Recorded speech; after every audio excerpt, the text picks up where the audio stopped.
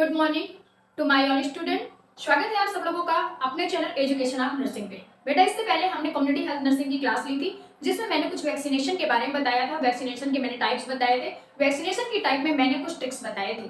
तो आप लोगों को आई होप कि आप लोगों ने सब लोगों ने अच्छे से पढ़ा होगा और आप लोगों को अच्छे से समझ में आया होगा। अब इसके बाद अगली क्लास बेटा हम स्टार्ट करने जा रहे हैं कुछ इंपॉर्टेंट माइलस्टोन जो हर एग्जाम में पूछे जाने वाले क्वेश्चनों में से एक है। यहाँ से 100% कोई ना कोई क्वेश्चन जरूर पूछा जाता है कम्युनिटी के अंदर, इसलिए आपको बहुत ध्यान से इस टॉपिक को, इस क्लास को बहुत ध्यान से वॉच करनी है।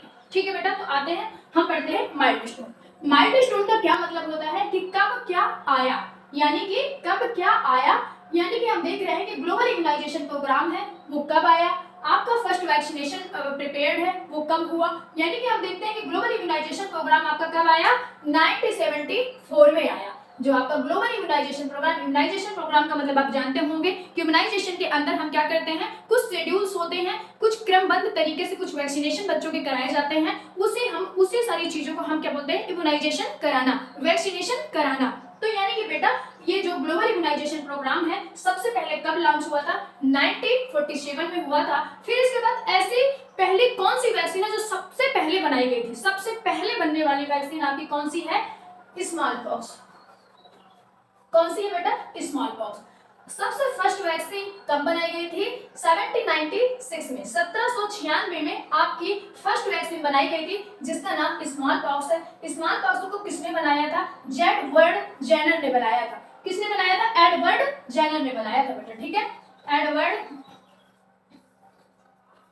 जेनर ने इसको बनाया था। किसने बनाया था स्मॉल पॉक्स को, एडवर्ड जेनर ने बनाया था। और किस टॉक्सिक को किल्ड करने के बाद में आपका स्मॉल पॉक्स बना था, काउ पॉक्स।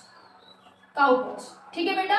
तो जो आपकी फर्स्ट वैक्सीन कब बनाई गई थी, 1796 में बनाई गई थी। कौन सी वैक्सीन बनाई गई थी, स्मॉल पॉक्स बनाई गई थी। किसने बनाया था, एडवर्ड जेनर ने बनाया था। किस वैक्सीन के टॉक्सिक को खत्म करके, किल्ड करके बनाया गया था स्मॉल पॉक्स, काउ पॉक्स को बनाया गया। काउ पॉक्स के थ्रू किसको बनाया गया था, स्मॉल पॉक्स को बनाया जाता। बेटा कहा जाता है कि एडवर्ड जेनर की अगर आप हिस्ट्री पढ़ेंगे तो उसमें बताया जाता है कि एडवर्ड जेनर का जो खुद का बेटा था वो उसकी डेथ खुद स्मॉल पॉक्स की डिसीज से हुई थी। ठीक है बेटा, जो एडवर्ड जेनर की जब आप हिस्ट्री पढ़ेंगे तो उसमें बताया जाता है कि जो स्मॉल पॉक्स है उसका खुद का बेटे की डेथ स्मॉल पॉक्स डिसीज की वजह से हुई थी। ठीक है, तो आप लोगों को ये सारी चीजें बहुत इंपॉर्टेंट है। आपका पहला क्वेश्चन, आपका दूसरा क्वेश्चन, आपका तीसरा क्वेश्चन और आपका चौथा क्वेश्चन। बेटा एक ही लाइन से यहाँ पे 4-4 क्वेश्चन बन रहे हैं, इसलिए आपको बहुत ध्यान से इन सारी चीजों को रीड डाउन करना है, पढ़ना है। एक्सपेंडेड प्रोग्राम्स इम्यूनाइजेशन कब लॉन्च हुआ था, वर्ल्ड वाइड हुआ था 1974 में हुआ था। वर्ल्ड वाइड कब हुआ था, 1974 में हुआ था। और इंडिया में कब आया था, 1978 में हुआ था। आप लोगों को बहुत अच्छी तरह से ये सारी चीजें याद रखनी है कि expanded programme immunization world wide कब हुआ था, 1974 में हुआ था। और इंडिया में कब आया था, 1978 में आया था। ठीक है, इसके बाद से हम देख रहे हैं कि यूनिवर्सल इम्यूनाइजेशन प्रोग्राम कब स्टार्ट हुआ था। जो आपका यूनिवर्सल इम्यूनाइजेशन प्रोग्राम है वो कब लॉन्च हुआ था, 9 नवंबर 1985 में हुआ था, जिसमें ये कहा गया कि कुछ कंसेप्ट दिए गए कि जो 6 किलर डिसीज है इनको भैया लगाना ही बहुत ज्यादा इंपॉर्टेंट है। कोई वैक्सीन लगे या ना लगे, लेकिन जो आपकी 6 किलर डिसीज है इसके कॉन्सेप्ट में बताया गया। कौन से कॉन्सेप्ट में, यूनिवर्सल इम्यूनाइजेशन प्रोग्राम के कॉन्सेप्ट में बताया गया कि भैया 6 किलर जो डिसीज है उसका लगना तो बहुत ही जरूरी है। वो 6 किलर डिसीज आपकी कौन कौन सी है, डिप्थीरिया है, पोलियो हो, ट्यूबरकुलोसिस है, टेटनस है, फिर क्या है, पर्टोसिस है और मीजल्स है। ये बेटा जो आपकी कितनी डिसीज हो गए, 6 डिसीज है आपकी, ये लगाना ही बहुत जरूरी है। ठीक है बेटा, इसके बाद में हमने कुछ इसमें कुछ यानी कि 6 किलर डिसीज में आपकी कौन सी वैक्सीन को इंक्लूड नहीं किया गया, MMR को इंक्लूड नहीं किया गया। ठीक है, कौन सी वैक्सीन को इंक्लूड नहीं किया, ऑन कॉन्सेप्ट 6 किलर डिसीज के अंदर, यानी कि यूनिवर्सल इम्यूनाइजेशन प्रोग्राम में आपके MMR को इंक्लूड नहीं किया गया। MR का मतलब होता है मीजल्स, मम्स, रूबेला।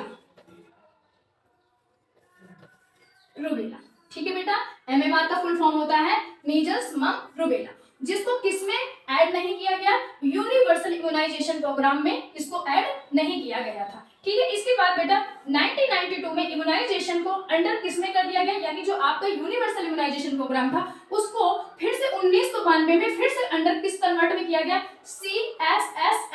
CSSM में कन्वर्ट किया गया। यानी CSSM का मतलब होता है बेटा कि child survival safe method, child survive method, safe method hood, ठीक है। यानी कि जो आपके यूनिवर्सल इम्यूनाइजेशन प्रोग्राम को 1992 में इम्यूनाइजेशन अंडर में कुछ चीजें चेंज कर दी गई, जो किस में चेंज कर दिया गया, child survive safe method hood में इसको कन्वर्ट कर दिया गया, जिसको बेटा अगेन दोबारा 15 अक्टूबर 1997 में CSSM को कन्वर्ट कर दिया गया RCH में। RCH का मतलब होता है रिप्रोडक्टिव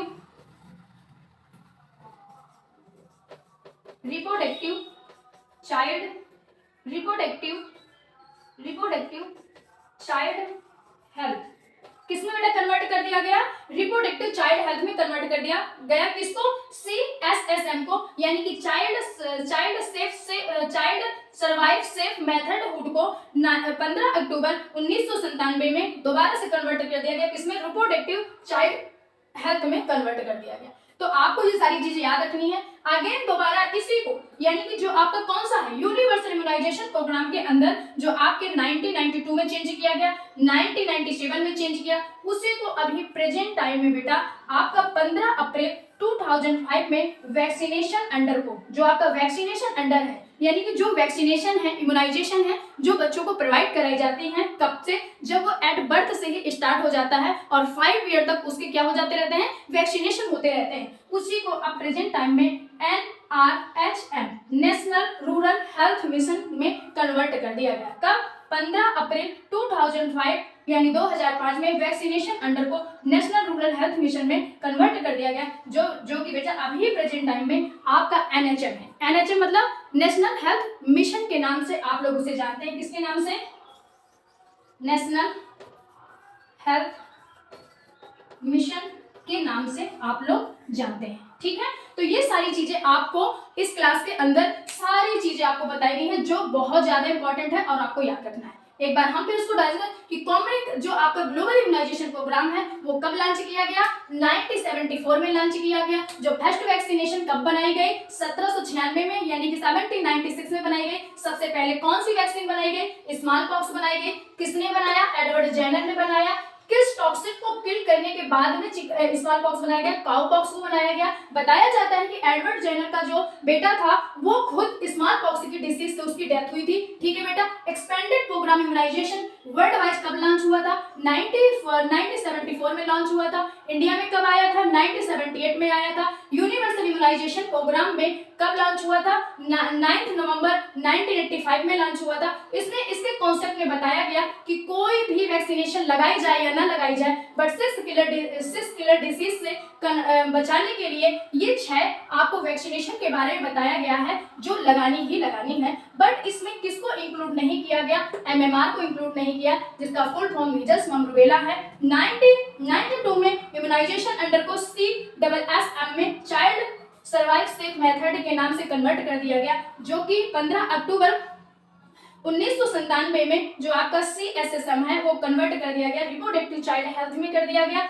देन इसको 15 अप्रैल 2005 वैक्सीनेशन अंडर में नेशनल रूरल हेल्थ मिशन में कन्वर्ट कर दिया गया, जो बेटा अभी प्रेजेंट टाइम में आप उसको किस नाम से जानते हैं, NHM के नाम से जानते हैं, यानी नेशनल हेल्थ मिशन के नाम से जानते हैं। आई होप कि आपको बहुत अच्छे से क्लास समझ आई होगी। और बेटा मैं दोबारा से फिर कह रही हूँ कि ये आपके CHN में बहुत ज़्यादा इंपॉर्टेंट है, हर एग्जाम में आपको पूछा जाता है। ये प्रेजेंट टाइम का डाटा है, जो कि अभी ये सारी चीज़ें आपके हर बुक्स के अंदर से ये मिलेंगी। आई होप कि बहुत अच्छे से आपको समझ में आया होगा, ठीक है। तो अगर आपको इस क्लास के बारे में बहुत अच्छे से समझ में आया, अगर आपको लगता है कि ये क्लास बहुत ज़्यादा इन्फॉर्मेटिव रही है, तो आप चैनल को सब्सक्राइब करें, लाइक करें, बेटा कमेंट करें। जो भी चीज़ें आपको समझ में नहीं आई हो वो आप मेरे ग्रुप में या कमेंट्स बॉक्स में आप मैसेज करें। Okay, thank you.